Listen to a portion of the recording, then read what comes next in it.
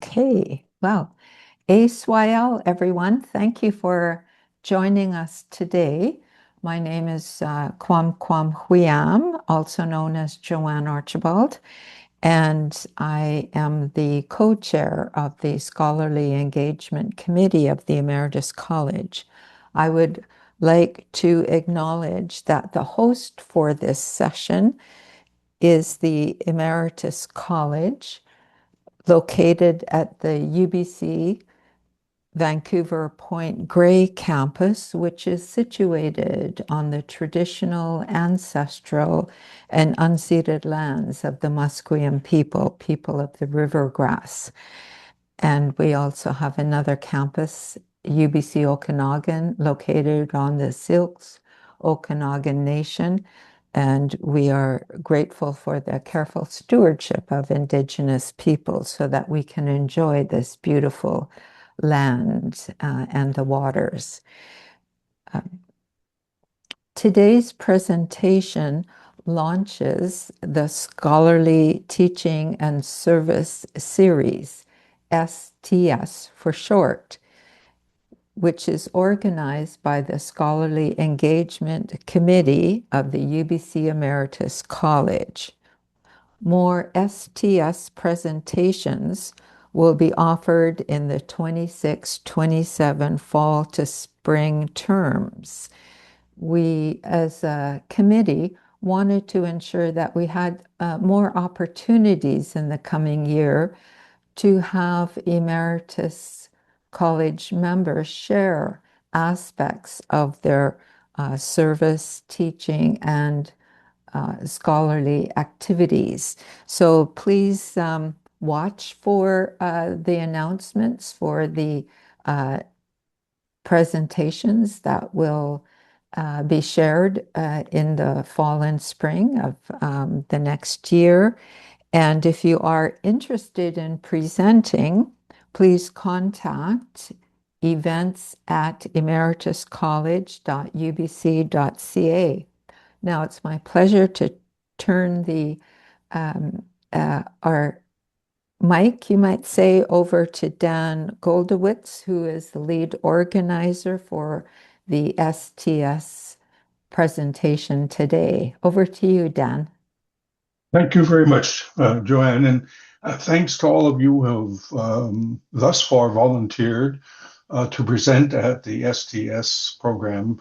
Lorraine Weir and Joanne and I have been, and the whole committee have been thinking this would be a great opportunity to create further camaraderie amongst the emeritus faculty.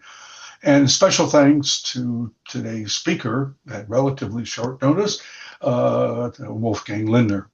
Wolfgang got his bachelor's at the University of Munster, not only known for their cheese and their wonderful cathedral, but also for producing the likes of Wolfgang, where he got his bachelor's and a master's in clinical psychology. He then moved to McGill, where he got a PhD in clinical psychology and got his first faculty appointment at UBC in 1982.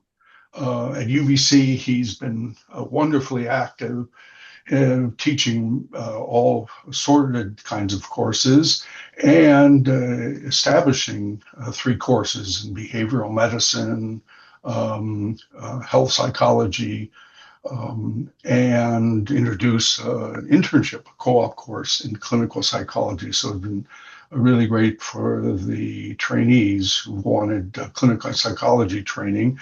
The service to the community in UBC has been in numerous contexts, but particularly related to knowledge mobilization and producing works associated with assessment of psychological conditions. And that came to focus his work on research in neuro-oncology and neurocardiology, particularly all the predisposing elements to experiencing a better life when confronted with cancer, and also with heart conditions. He's been extensively funded through SSHRC and CHR and other entities such as the Heart and Stroke Foundation and BC Cancer. There's over 150 publications and several book chapters. Most recently, in 2024, he published a book, The Illusion of Control, a practical guide to avoid futile struggles, sort of a popularized book. And I was struck by a podcast that Wolfgang appeared on, and I'll put these three into the chat box so you all can visit them at your leisure. On a podcast called Passion Struck, I guess hosted by this fellow, John R. Miles. And John R. Miles starts his introduction off by he talks to the world's most inspiring people. And he talked to Wolfgang, so I'll leave it at there. Wolfgang has received many awards and prizes, such as the Killam Senior Research Prize, Fellow of the Canadian Psychological Association, and their Senior Investigator Award, and also many positions in the BC Psychological Association entity. So I've said enough. It's now over to Wolfgang to talk to us about adverse childhood events, impacts, and prevention. Over to you, Wolfgang. Thank you very much. So, well, first of all, thanks, Dan, for inviting me to do this and the kind introduction. As you probably know, usually talks are considered scary to one's own colleagues, and I think with this group, it's even more scary because there's just so much expertise across the campus, depth and breadth of knowledge, and I have to say some relatively generalized things in order to tell a whole story that I'm sure I'll be writing roughshod on some critical nuances that some of my audience members know better than I do, but forgive me for that one. So this is a slide I've never given before. Usually I start with a summary, but I thought I'll frame things by looking at what I called three givens. Things that we know, which is probably the reason why you're here listening to the presentation to begin with, just to make sure we're on the same page. A, what happens in childhood significantly shapes the rest of your life. Nobody can go backwards and undo a shitty childhood after the fact. Those two things are facts. The third one, I think, is a value that we all share. Every child deserves a caring, protective childhood. Now, there is a summary, as you typically see. First one, given my background, it's almost surprising that I'm going to talk about childhood issues, but I'll elaborate on that one. Then we'll take a look at what exactly are adverse childhood events. We'll take a look at the impact it has on a variety of outcomes and do a very brief cursory look at the many mechanisms that are producing this kind of an impact. And then you see a line across between item 4 and 5. And the point of the line is that up to 1 to 4, this is a neutral talk. Anybody could give it, just the facts. But then it becomes personal because I'm going to tell you about my own sort of journey through the topic and how I got to be interested in what I've done with this kind of stuff. So first of all, it's how did I build sort of my own model for action that's relevant here. And we'll talk about different types of prevention. And of course, I have a favorite, as you can anticipate. And I'll have some take-home messages at the very end. So, number one, my core focus, Dan has mentioned this, I've done quite a bit of research, behavioral emotional factors, heart disease, and cancer. And as I think we all know, dealing with populations in their second half of life, or maybe even the last quarter of life, in order to do so. So what the heck am I doing talking about childhood as a totally different kind of population? Well, if you're around long enough, you keep looking for things that connect the various bits and pieces. So that's where slide number 2 comes in, or I mean, column number 2, I should say. And that is, other than doing my academic work, I've been an advocate for mental health services in a lot of volunteer organizations since 1983, because I thought it was a little bit dangerous to spend your whole life just in the ivory tower. As a teacher, I have to stay on top of materials that I teach. And so I keep my eyes on more than just my specialty field. And especially with the students, I was able to place, those are undergrad students, in various community practica. They come back with a huge variety of topics and issues that they have encountered. Last, not least, not even last, it's a longer list here. I do have a spouse who's a child and youth psychologist. She works with a lot of the populations where you see some of these issues at their worst. Not surprisingly, we have a large group of friends who work in mental health areas. And I don't know when you've ever done this or done it last, but you move around the lower downtown east side, walk around, drive around. I'm still in shock when I see what I see. And to really drive this home, at some point I did 2 ride-alongs with the police at night, just to see how much more there is in terms of pathology, and makes you wonder, what are the issues that get people there? And the adverse childhoods is the piece that I see as the big factor that pulls it all together. So, quick look at content. I don't think there's anything here that surprises the audience. The slide is based on an excellent review that was published in, missing the number, I think it's 2017. That's looking at 14 different ways how you can measure adverse childhoods. It's not controversial. The various tools largely agree with each other. All of them deal with parental incarceration as an issue, domestic violence, whether it's parents with each other or parents and children, mental illness and suicide in the home, alcohol and substance abuse. Those are widely shared issues that people will raise. This is all self-report. And additionally, some scales also talk about neighborhood violence, bullying, discrimination, and parental death. So those are the typical items that are meant, or the typical issues that are meant, and that are clustered together under adverse childhood events. Now, I'm going to talk about odds ratios to inform everybody about the impact, and there are a lot of really interesting stories.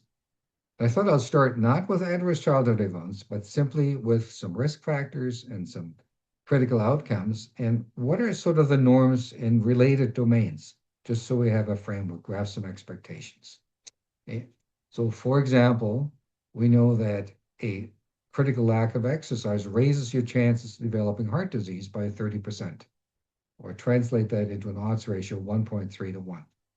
If you have super high blood pressure, you're 4 times more likely to develop heart disease.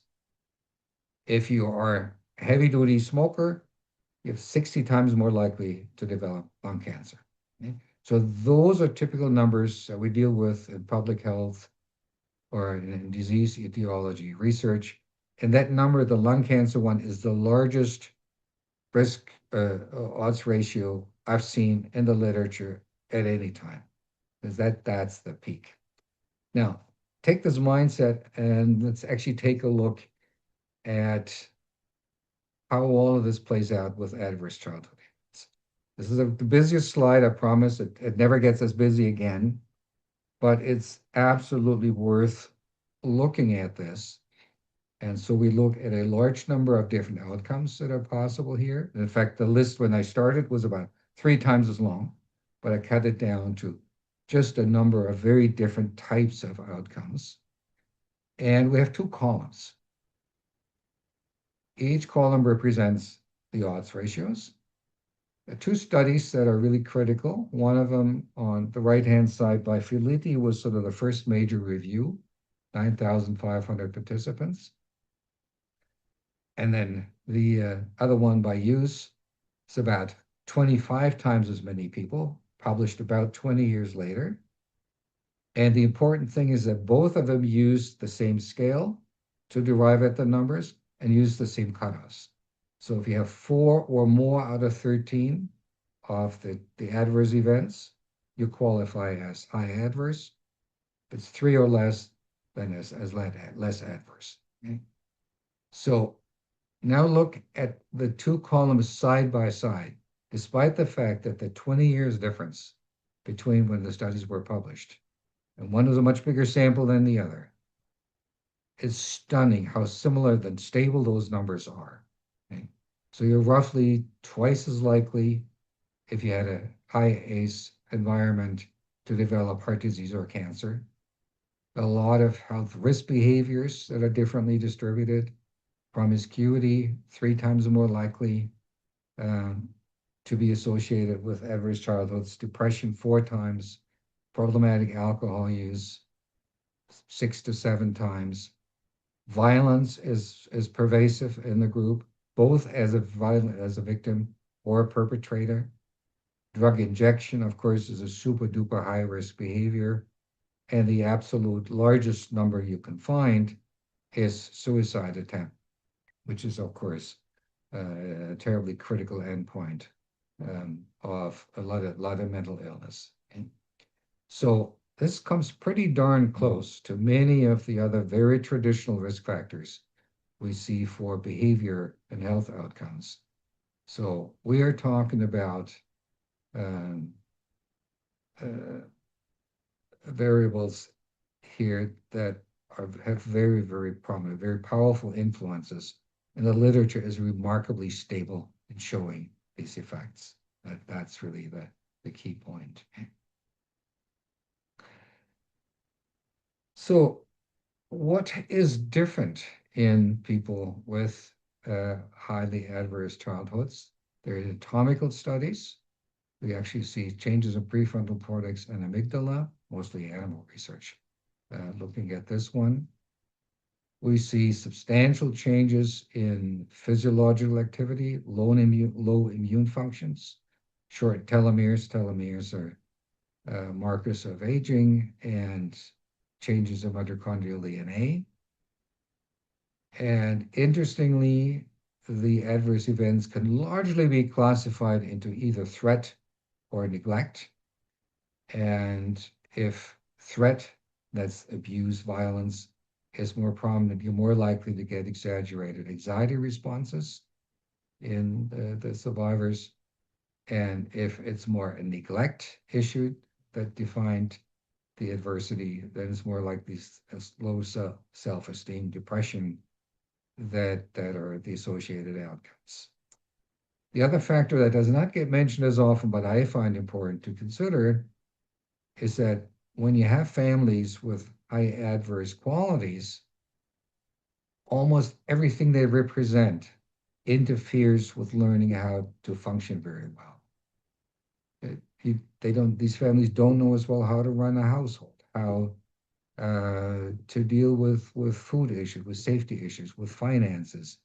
Day-to-day problem solving isn't there. The role models aren't there for emotion regulation and for conflict resolution. All kinds of skills that we need for an adaptive kind of a lifestyle. Okay? So it's both social and biology that is clearly distinct in high ACE populations. Okay, now these are very factual things. I, of course, was interested in learning more about it because I wanted to look for a topic that, I'd learned in my professional life is important. And I think the adverse childhoods are critical, and I wanted to make that a content of really the retirement phase of my life, where I want to do something really different. So Now, I'm going to have a little moving clip in a sec, but I want to introduce that one before, and that's when you start out in your career, it's a pretty scary process. There's a lot of new stuff you have to do, you have to perform, and you encounter some failure, there's some ups and downs, and then hopefully you get the hang of it and you have a full career. But as I learned, when you're done with it, you want to make a shift in retirement and develop expertise in another area, you're going to experience the same frustrations as you did early in your career. And I thought this little cartoon really characterized a lot of the roller coaster that I've experienced and trying new things. And this little guy is suffering. And I've had my successes and failures that you will hear about in the rest of the talk. So, how did I get to believing, knowing what I know and that I'm sharing here with you? For one thing, sort of towards the end of my career, started to put the idea together for a book, which really pulls together all the things that I've learned in a very, very broad sense. It was great fun to do because it really allowed me to not be restricted as you are in a typical journal publication. So what I learned is incredibly important to look at brain function, and that is our brains are largely hardwired for speed, and that's a good thing for survival. It's an evolutionary thing, excellent concept. I haven't given up on plasticity. Plasticity is wonderful, it exists, but it doesn't change the fact that we tend to want to do things quickly. Our brain is challenging us to do that. Very much exemplified in the work by Daniel Kahneman, my former colleague who recently passed away, and who got a Nobel Prize in economics for his work. In his interesting book, you might want to look at that one, Thinking Fast, Thinking Slow. He argues we have these two ways that our brains work, the high speed, the slow speed one, and the high speed is effective, but also making us do things that are often not very good for us, but do it in a repetitive way. And then there's Rick Hansen, a neuroscientist, who's got this lovely phrase, our brain is like Velcro for negative experiences, but Teflon for positive ones, meaning the positive experiences don't stick as well, but at least we have the advantage we can create them ourselves. But a lot of the really bad ones, they stick. You can't really shake them. Okay? So, but how did our brains develop this? And then here I learned something from my colleague Katie McLaughlin, who gave a talk, and that is all about early life brain development. Okay? Donald Hebb,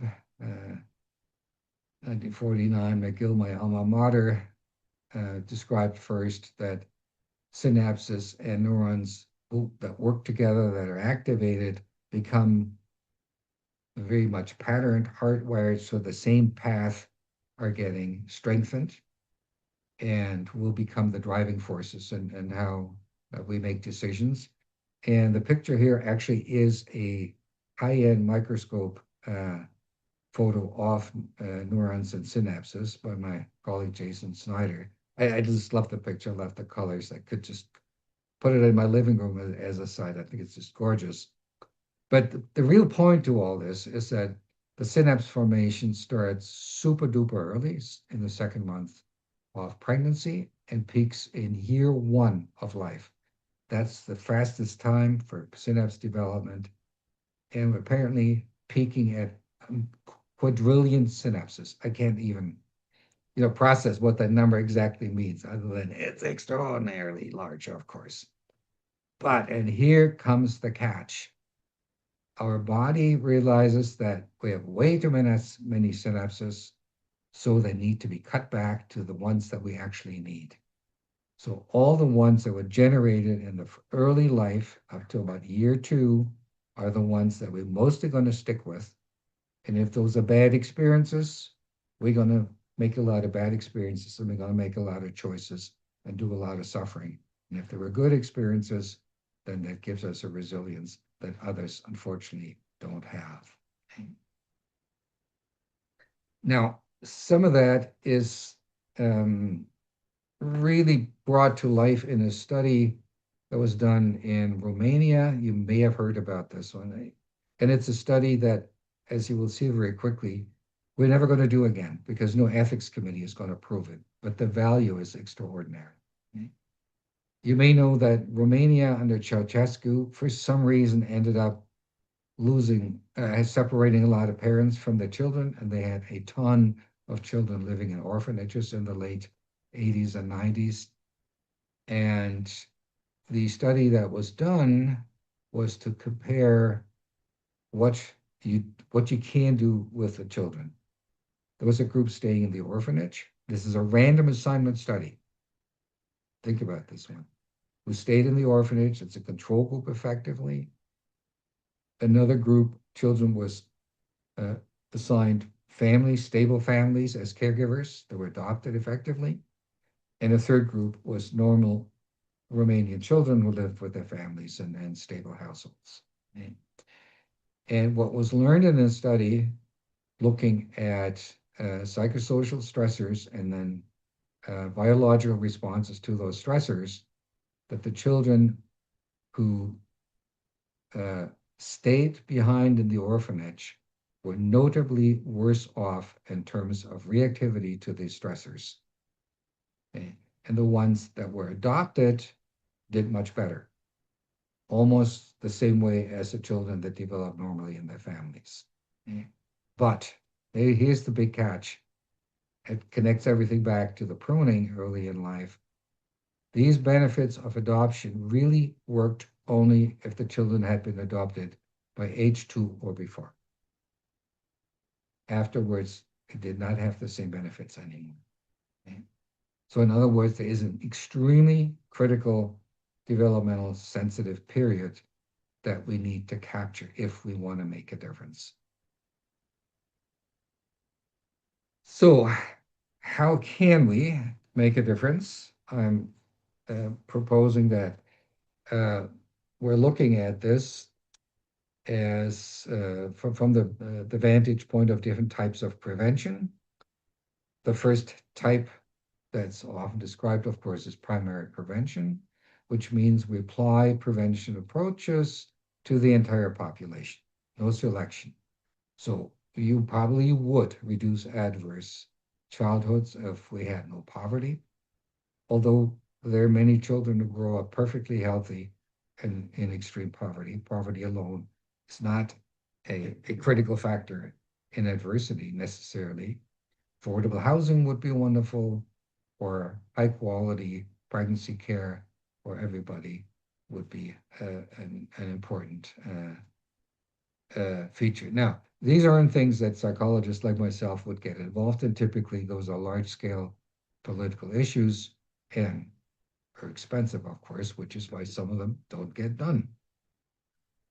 The second type, of course, by definition then, secondary prevention, consists of recognizing at-risk groups and providing them with support. For example, these are studies of recognizing pregnant women who need special support. There's a very well-known nurse support study that looks after them from pregnancy 2 years of life. It would be a secondary approach to offer parents accessible and stable daycare. Being a grandfather now, five grandchildren between ages 4 and 10, makes us realize in our own children and grandchildren how important that the stability of that care is for them.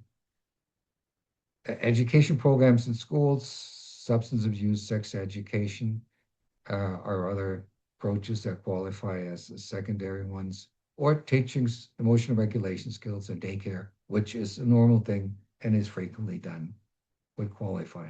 I'm not going to push very much the whole notion of secondary prevention with the remainder of the talk.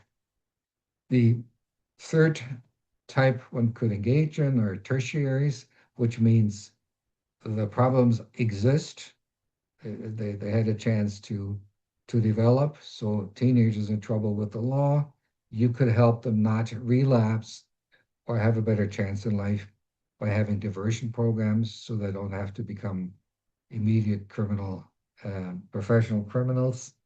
That's been shown to be effective. If we have harm reduction programs where frontline um, health professionals have naloxone kits to prevent overdose death, that would be a tertiary approach. We can talk about at some later time about how effective that is. You probably had the stories that there are people in Vancouver who need naloxone kits twice in the same day.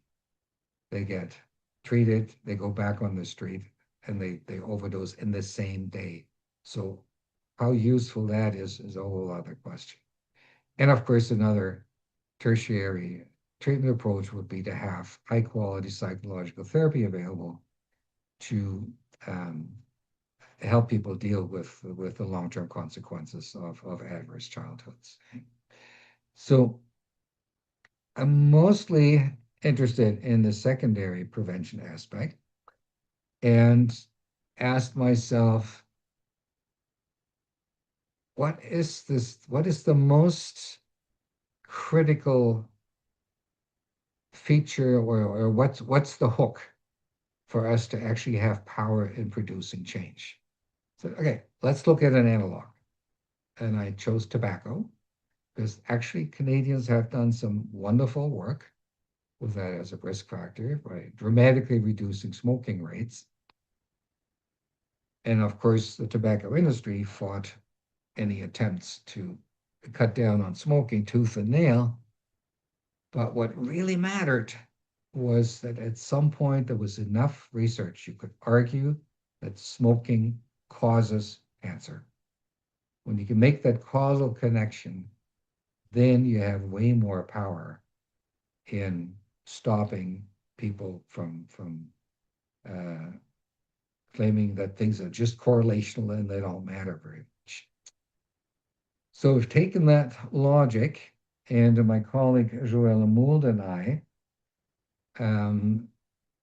wrote a paper together. She's actually working with adolescents as her primary study group. And this paper goes step by step through ways how you can show data that indicate that there is a causal contribution of adverse childhoods to mental illness. Uses a catalog of criteria that we use to logically show that causation actually exists, because we think that is a powerful argument. We sent the paper to at least a half dozen journals. I've never had to send anything as often as this particular one. But we got it ultimately into Journal of Child Psychology Psychiatry, a very high impact journal, and we're very happy with that one. But they wouldn't let us develop the full argument. You have all the really good juicy stuff. It's in the background research that you'd have to dig up. Now comes a joy and a pain. We subsequently summarized the work, and submitted to a web-based outlet, The Conversation, that you may know about. We got 43,000 reads in 2 weeks, and we're totally floored that people took this much of an interest in the topic. And we had one hope, and that is that journalists would pick up the story and would activate it and perpetuate it and get it out even more to the public. And the response was zero. No journalists picked it up. Lots of readers, but nobody picked it up. I'm puzzled about why, but that's one of those frustrating moments. Now, I am making this pitch here for secondary prevention efforts. And so this is you might think it's a hypothetical kind of a slide, but every single connection from one blue box to the next has been tested, has been empirically shown to exist. So if you take this point of starting early, you could, for example, which has been done, treat depression in pregnant women. If you do, you know you're going to have healthier pregnancies, fewer birth complications. When that's successful, like I said, it's been shown experimentally, you're going to have better bonding between parents and a safer environment for the children to grow up in. Those children are going to do better in elementary school, have fewer behavior problems. The ones that are adjusting well to elementary school are less likely to become delinquents and drug users as teenagers. The ones who don't become drug users are more likely to complete their education. And the ones that do become the next generation that are going to make good parents. So if, for example, you decided that you're going to run a study on teenagers and have prevention programs that will reduce drug use and delinquency, that's great because you have positive consequences. But ultimately, my point is start at the very beginning and have all these programs integrated together in a system to make sure there are no gaps. Okay? So then you have a true win-win setup of making prevention work and stopping the perpetuation from one generation to the next. Okay? So if you buy into this, and I obviously make the pitch, we need to be realistic. And that is all prevention programs cost money. There's a limited amount of money available for healthcare and for prevention. And we need politicians to support us. Politicians live in 4-year cycles. So even if they're convinced that the prevention that I'm advocating for is working, they're really, in the real world, are pressured to show some results of that investment while they're still in their cycle. If we don't understand that as researchers, then we can't get the support of politicians. So we need to find ways to do studies that show at least some preliminary results quickly so the politicians can use them to get reelected and continue funding the longer term studies. The other issue that'll come up is that in order to do secondary prevention, you need to identify people who are at risk. That means you will offer something in a discriminatory fashion. So, for example, if you're trying to prevent family violence, you have to identify some family members as the violent family members. They're not going to like you. They're not going to volunteer. So they don't want to be called out. Okay? So you need to think about that as you're making your decisions on who you identify as being at risk and how you approach them.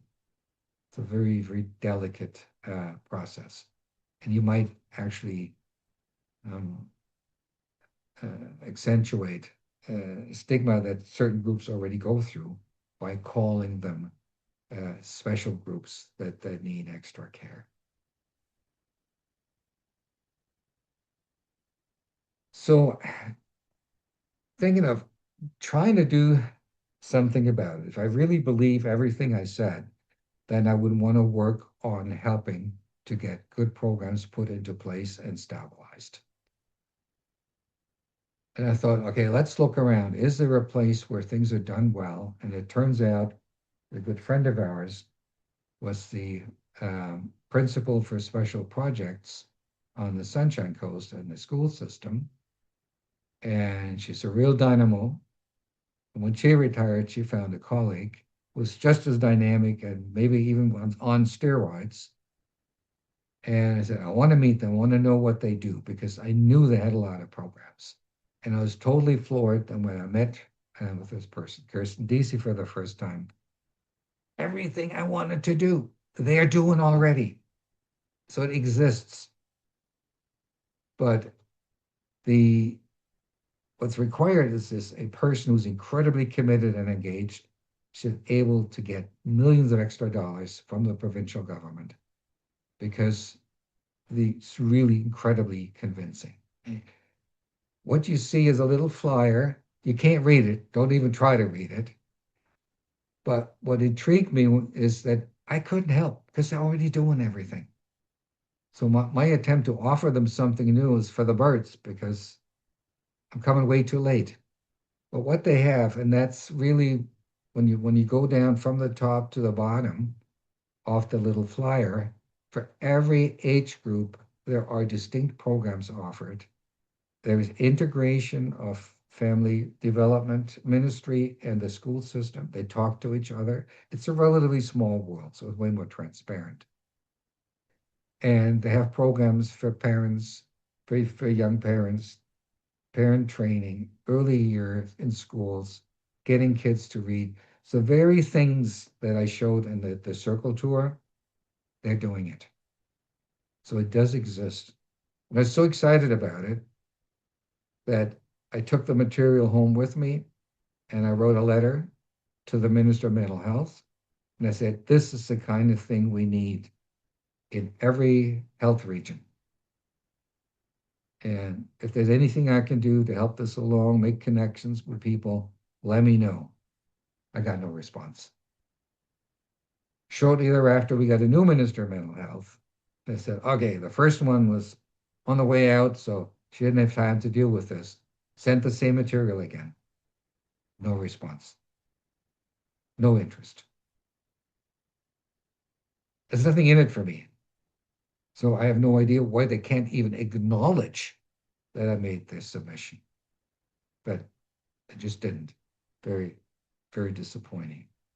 Remember the turtle falling back in the cage? That's the feeling I went through.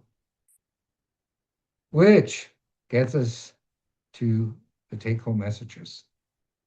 And that is, if you can allocate public health budgets or change policies to invest and focus on pregnancy in the first 2 years of life, that's your critical window where you can have the biggest impact.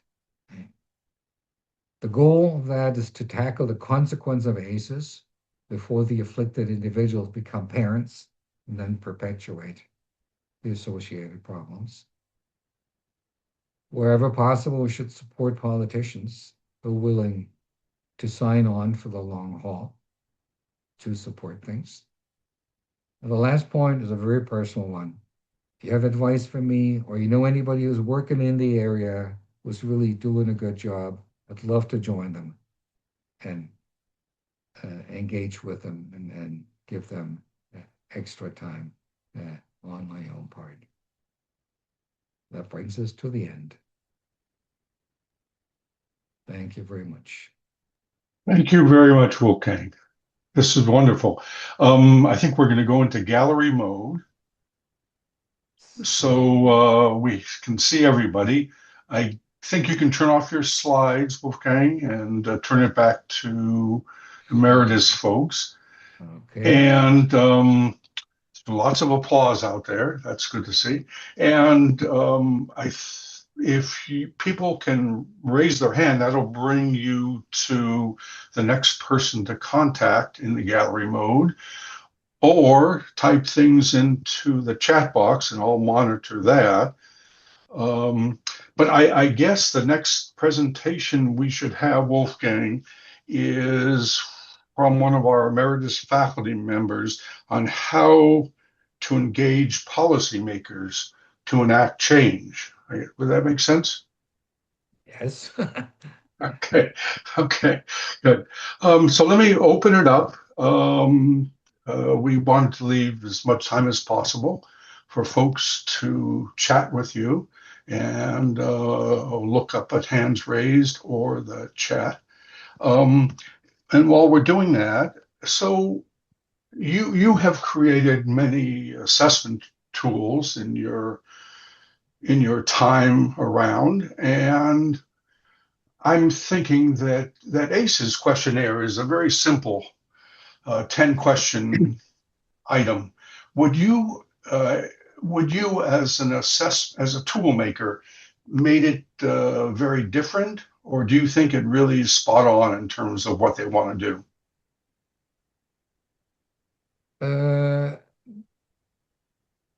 Globally, I'd say spot on because unlike many other tools, we're talking about events that are very concrete. So if you had, let's say, a parent with an alcohol problem, and you can ask that question 20 years later, you still will remember accurately that there was an alcohol problem in the family. So you can pretty much trust what you get. Now, there are comparisons between the self-report tool of adverse childhoods and actual studies, including documentation, not relying on self-report. The odds ratios get weaker if you don't do self-report. Because there's a chance that people who are suffering a lot today are looking for an explanation for why they're suffering. And if it's adverse childhood events, then that's something that's done to you. You don't have to take responsibility in a way for your own problem behavior. And so you're somewhat more likely to respond positively to self-report. Okay? But even if it is objectively measurable, there's a lot of overlap between the self-report because what you're asking is so concrete. You know, if I asked you, how did you feel 20 years ago? You can't tell me that anymore.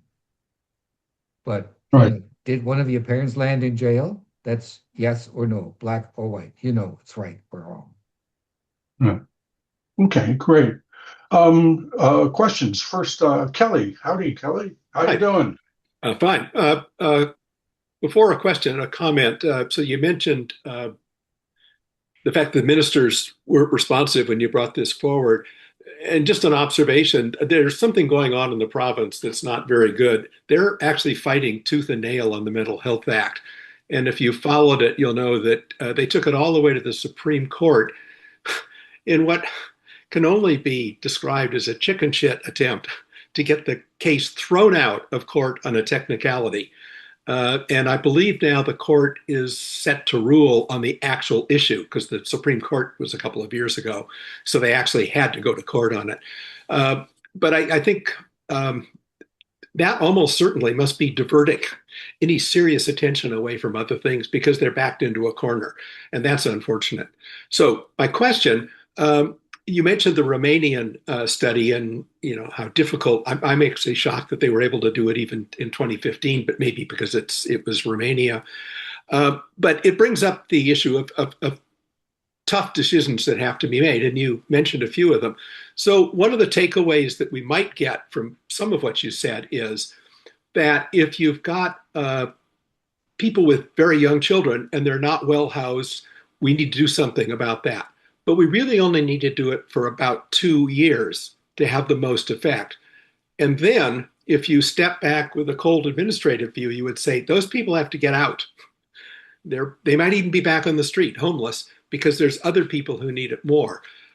How do you suggest that we're going to deal with those kinds of questions and choices, given the reality that, in the foreseeable future, there's just not going to be enough money to do it right for everyone. And once they get into the kind of supportive situation, they can continue rather than having to vacate so someone else can come in who objectively needs it more, but there's the social pressures. That's my question. Good luck. Yeah.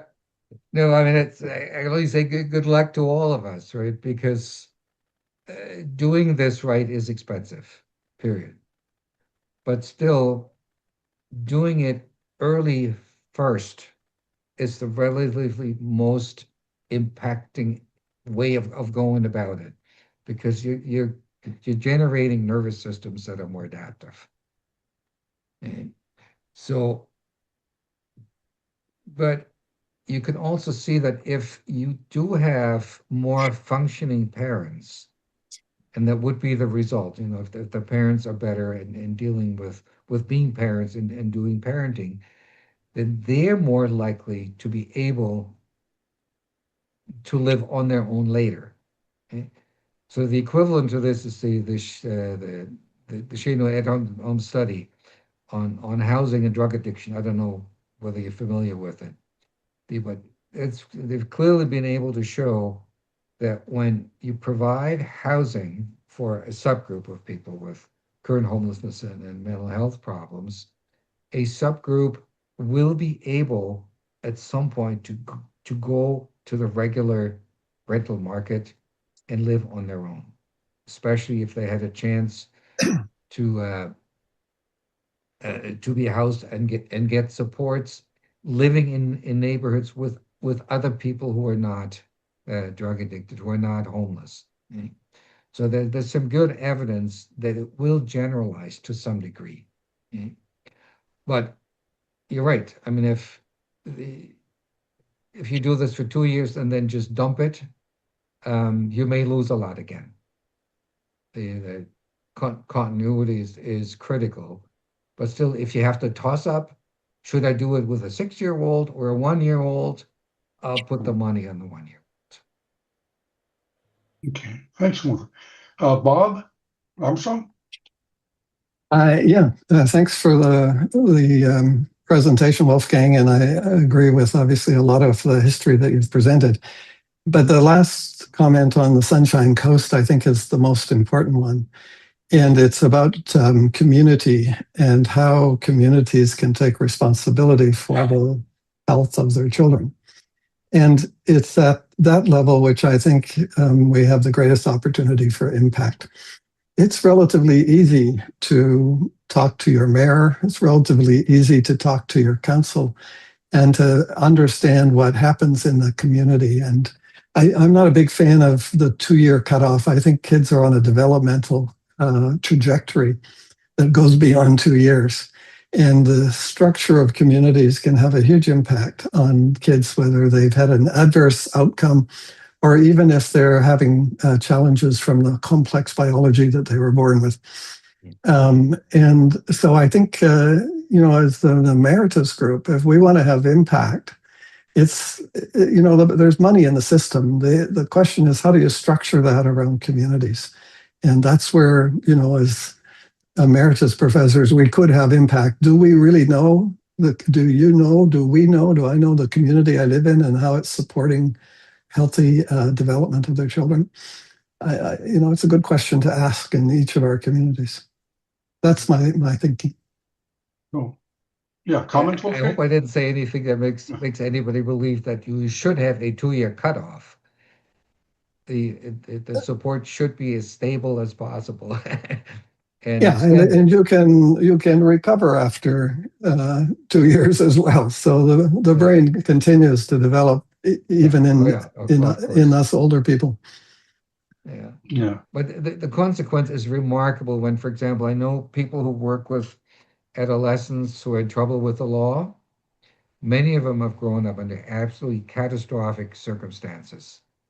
And the clinicians working with them will tell you it doesn't matter sometimes how hard we work to make them trust us and believe in us, that we're supporting them. They simply don't trust that we mean what we say, because they've been raised so long in such an environment where they couldn't trust anybody, they couldn't rely on anybody.